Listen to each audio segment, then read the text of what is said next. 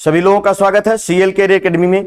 आइए हम 7वें दिन का प्रैक्टिस सेशन करते हैं। 5 मिनट 20 क्वेश्चन। आप लोग अपने स्कोर जरूर कमेंट करिएगा, फटाफट प्रैक्टिस करिए। किस मुगल बादशाह के शासनकाल में सैयद बंधु प्रभावशाली और शक्तिशाली बने?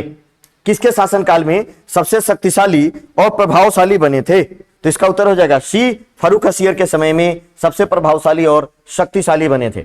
सैयद बंधुओं का अंत किसके समय हुआ? तो सैयद बंधुओं का जो अंत हुआ वो मोहम्मद शाह के समय में हुआ। मोहम्मद शाह को रंगीला के नाम से जाना जाता है। सैयद बंधुओं के दमन में किस गुट ने मुख्य भूमिका निभाई थी? तो सैयद बंधुओं के दमन में जो गुट निभाया था, बी, तुरानी ग्रुप ने। तुरानी ग्रुप ने महत्वपूर्ण भूमिका निभाया था। याद रखेंगे आप लोग, बेहद महत्वपूर्ण प्रश्न है। नादिर शाह का दिल्ली पर कब अधिकार हुआ?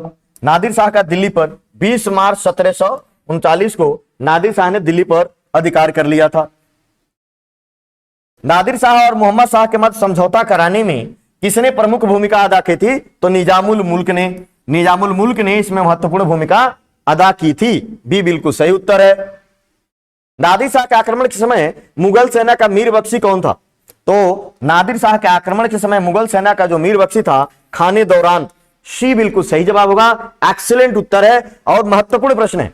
आपके परीक्षा में बिल्कुल संभावित प्रश्नों में से है जो आएगा। चलिए, करनाल के युद्ध में खाने दौरान के मारे जाने के पश्चात मोहम्मद शाह ने किसे मीर बख्शी का पद दिया? मीर बख्शी वजीर का पद होता है, यह निजामुल मुल्क। ये बिल्कुल सही जवाब होगा। A is the right answer. Ahmad Shah Abdali के भारत पर आक्रमण के समय मुगल शासक कौन था? जब अहमद शाह अब्दाली ने भारत पर आक्रमण किया था तो उस समय मुगल शासक कौन था? उस समय मुगल शासक था मुहम्मद शाह, है ना। याद रखेंगे, मुहम्मद शाह। मुहम्मद शाह को रंगीला कहा जाता है। अहमद शाह अब्दाली के भारत पर कितने बार आक्रमण किया? तो 7 बार। सी बिल्कुल सही जवाब। 7 बार अहमद शाह अब्दाली ने भारत पर आक्रमण किया था। पानीपत के तृतीय युद्ध के समय मुगल सम्राट कौन था? पानीपत का तृतीय युद्ध 1761। मुगल सम्राट था शाह आलम द्वितीय। शाह आलम द्वितीय था। इसका उत्तर डी सही उत्तर होगा। अहमद शाह अब्दाली के आक्रमण के परिणाम स्वरूप क्या हुआ? अहमद शाह अब्दाली का जब आक्रमण हुआ तो उसके परिणाम स्वरूप सिख शक्ति का अभ्युदय हुआ। सिख शक्ति का अभ्युदय हुआ। बी बिल्कुल सही जवाब होगा। अहमद शाह अब्दाली के किस आक्रमण के फलस्वरूप पानीपत का तृतीय युद्ध हुआ? किस आक्रमण के फलस्वरूप? ये हो जाएगा पांचवें आक्रमण के फलस्वरूप पानीपत का तृतीय युद्ध हुआ 1761 में। सफदरजंग को अहमद शाह ने 1748 में किस पद पर नियुक्त किया था? सफदरजंग को अहमद शाह ने किस पर नियुक्त किया? साम्राज्य का वजीर प्रधानमंत्री नियुक्त किया था। बक्सर का युद्ध 1764 के समय मुगल शासक कौन था? तो मुगल शासक था शाह आलम द्वितीय। डी बिल्कुल सही जवाब होगा। बक्सर के युद्ध के समय 1764 मीर कासिम, शाह आलम द्वितीय और शुजाउद्दौला तीनों को हरा दिया था अंग्रेजों ने। अहमद शाह अब्दाली के भारत पर आक्रमण का प्रमुख उद्देश्य क्या था? तो प्रमुख उद्देश्य धन लूटना था। अहमद शाह अब्दाली का भारत पर आक्रमण का प्रमुख उद्देश्य धन लूटना था। याद रखेंगे, ए बिल्कुल सही जवाब होगा।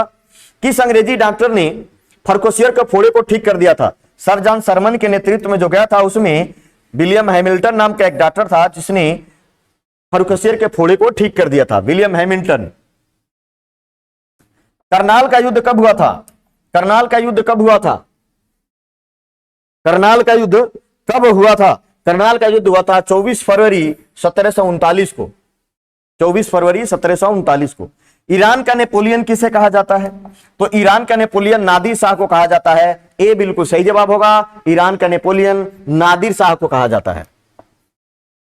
बहादुर शाह के दरबार में कब एक डच प्रतिनिधि शिष्टमंडल जोशुआ कोटेलार के नेतृत्व में आया? कब आया था? तो यह आया था बी 1711 ईस्वी में आया था। 1711 ईस्वी में आया था।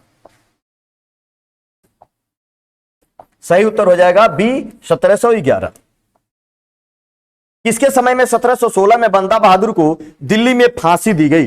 बंदा बहादुर को दिल्ली में फांसी दी गई। तो इसका उत्तर हो जाएगा फर्रुखसियर। फर्रुखसियर के समय में बंदा बहादुर के दिल्ली में फांसी दी गई। तो इसका उत्तर हो जाएगा सी। चलिए, इसको प्रैक्टिस करिए, अपना आंसर, अपने स्कोर कमेंट करिए। इसी तरीके के वीडियो पाने के लिए चैनल को सब्सक्राइब, शेयर, लाइक करना बिल्कुल न भूलें। जय हिंद, जय भारत।